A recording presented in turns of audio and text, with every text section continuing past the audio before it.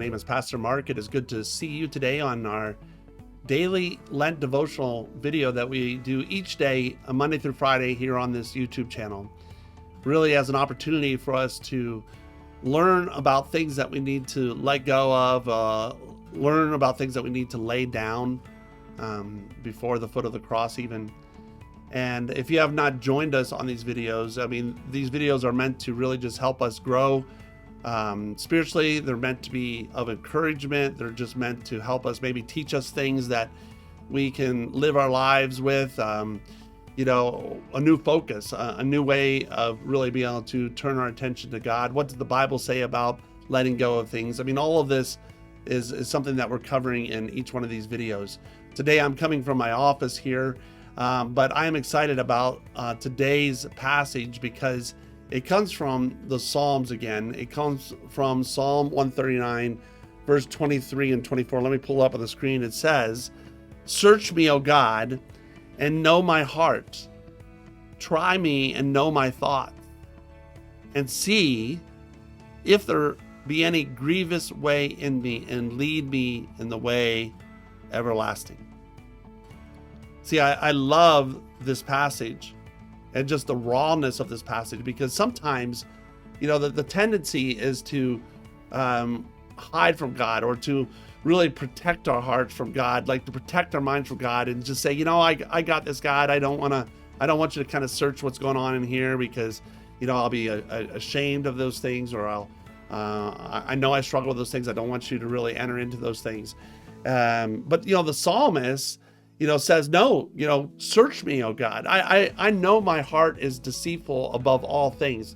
The Bible's very clear that our heart is deceitful. And the psalmist just goes to the Lord and says, I want you to search me, God.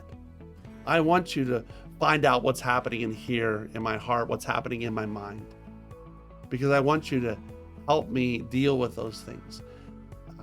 Help me let go of those things that get in the way of my relationship with you. David even said something very similar in Psalm chapter 26, verse 2. He said, "Prove me, O Lord, and try me, test my heart and mind." Literally put my mind and my heart to test. Like, I want you, God, to enter into my life. Like, how many times have we actually approached God with that type of attitude and really say to him, like, listen, I want you to examine me. I want you to dive into what's going on in my heart. See, like I said, we can get so caught up in so many things that just help us turn our attention away from where God wants us to be focused on, like almost create idols in our life. And then we're no longer focused on God. When I was in seminary, I had the opportunity to learn about spiritual practices. And I know that there are certain churches or certain parts of the Christian faith that have taken spiritual practices to the point where they're almost religious. And they're almost something that you must do if you are a Christian. I don't believe in that level of application for these things, but I do believe spiritual practices are helpful. And there was one that I learned when I was in seminary, and I put this in practice in my life.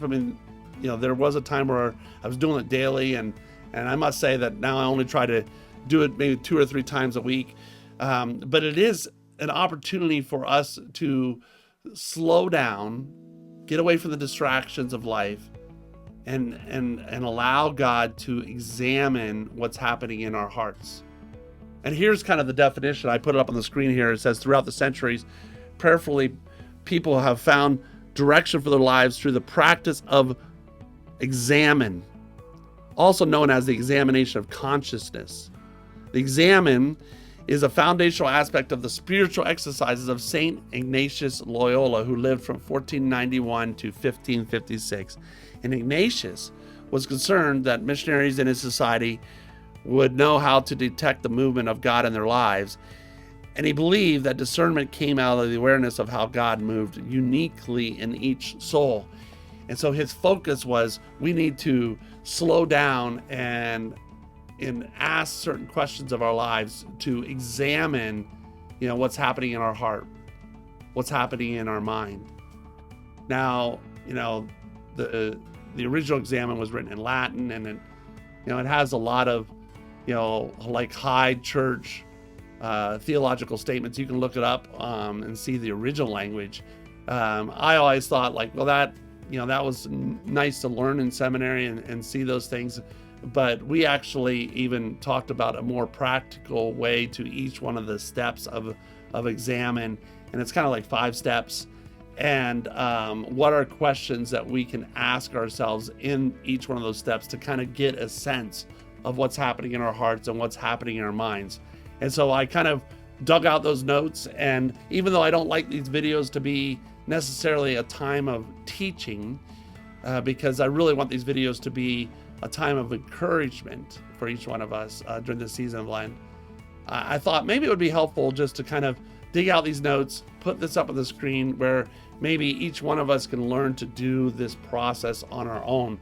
And so here are some of the questions that are kind of more in everyday language from what the original examen way was meant to happen in our lives, And so here's some questions you can ask yourselves. I mean, the first question is this, what moment today am I the most grateful? And what moment today am I the least grateful? And again, these are like highs and lows that these questions are meant to ask, because when we see where we're most grateful, when we see where we're least grateful, then we're somewhere probably in between in that present moment. But then we can see, what is good in our hearts and minds, and what are things that maybe I need to work on or let go of and hand over to the Lord. Second question, when did I give and receive the most love today?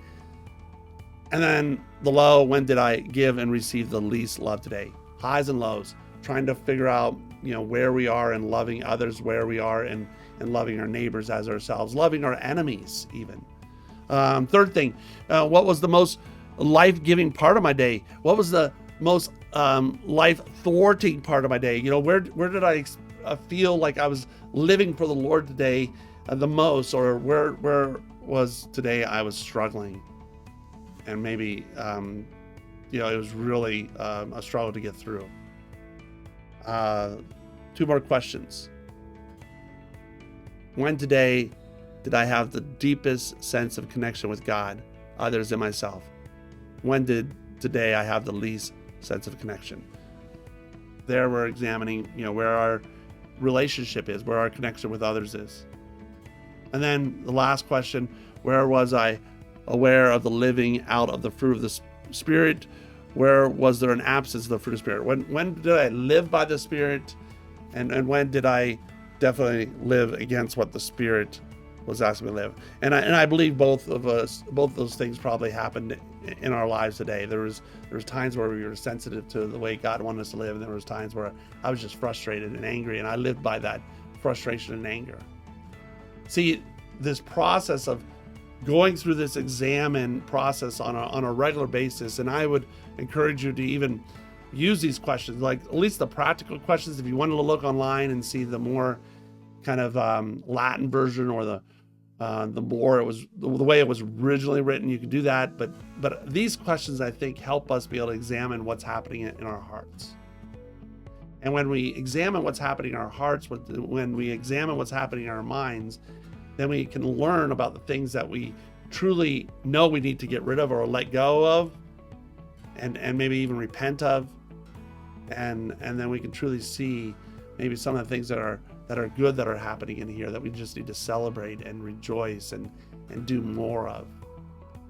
See, that is part of the Christian life that we live.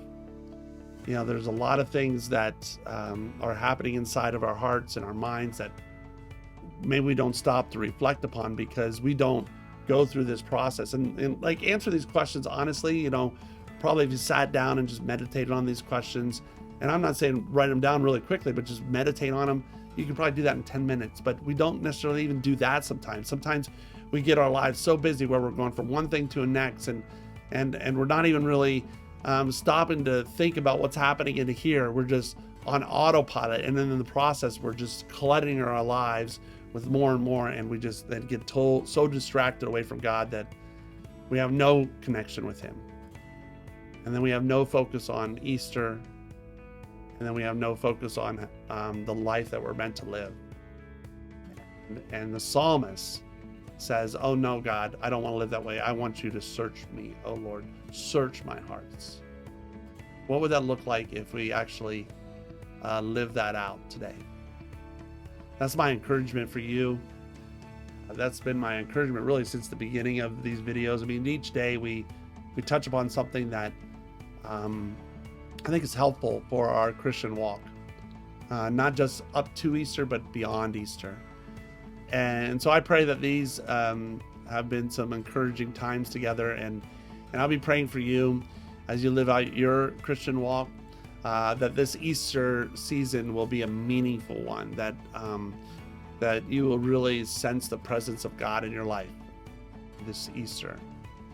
So I'm thankful that you tune in to these videos, and I pray that they're helpful for you. So God bless. Today is day number 11. Tomorrow is day number 12. I just can't believe it's Wednesday today. Tomorrow's Thursday. This week is going by really fast as well, and Easter will be here before you know it. And so look forward to seeing you tomorrow, but until then, have a great day.